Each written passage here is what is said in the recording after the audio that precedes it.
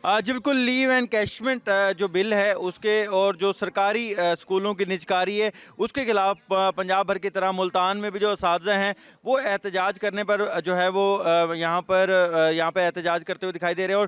और काफ़ी सारे जो सरकारी स्कूल हैं उनको बंद भी कर दिए गए। इस वक्त हम एक ही ऐसे गर्ल्स स्कूल के बाहर मौजूद हैं जहाँ पर जो वुमेन असातिज़ा हैं वो एहतजाज कर रही हैं और उन्होंने भी स्कूल में पढ़ाई का जो बाइकाट कर दिया और वो ये कह रहे हैं कि जब तक उनके मुतालबात नहीं माने जाएंगे एहतजाज इसी तरह जारी रहेगा। मैडम हमारे साथ मौजूद है। मैडम, आप प्रिंसिपल हैं यहाँ, क्या कहेंगी कि क्या आपके मुतालबात हैं और क्या ज़्यादतियाँ हो रही हैं कि जिसकी वजह से आप एहतजाज कर रहे हैं? बात ये है कि सबसे पहले तो हम ये जो असातिज़ा का माशी कत्ल हो रहा है ये मैं इसको नामंजूर करती हूँ।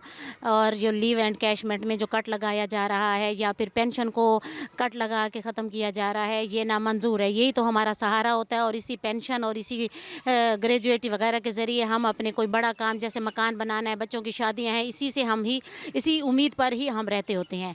ये मेहरबानी करके इसको ख़त्म किया जाए और ये ना किया जाए और ये तरमीम वापस ली जाएँ। और दूसरा सबसे सख्त एहतजाज यही है कि जो हमारे असातिज़ा और जो हमारे कायदीन जो एहतजाज कर रहे हैं उनको गिरफ़्तार कर लिया गया है। ये बहुत गलत बात है और मैं एहतजाज करूँगी इस बात पर कि उनको रहा कर दिया जाए, उनको लाज़मी रहा कर दिया जाए, आज ही रिहा कर दिया जाए। जी बिल्कुल, यहाँ पर जो असातिज़ा हैं उनका यही कहना है कि जो इनका एहतजाज है वो इसी तरह जारी रहेगा जब तक उनके मुतालबात माने नहीं जाते। बल्कि इनका ये कहना है कि एहतजाज का जो दायरा कार है उसको मज़ीद वसी भी कर सकते हैं अगर उनके मुतालबात ना मानेंगे तो। जी।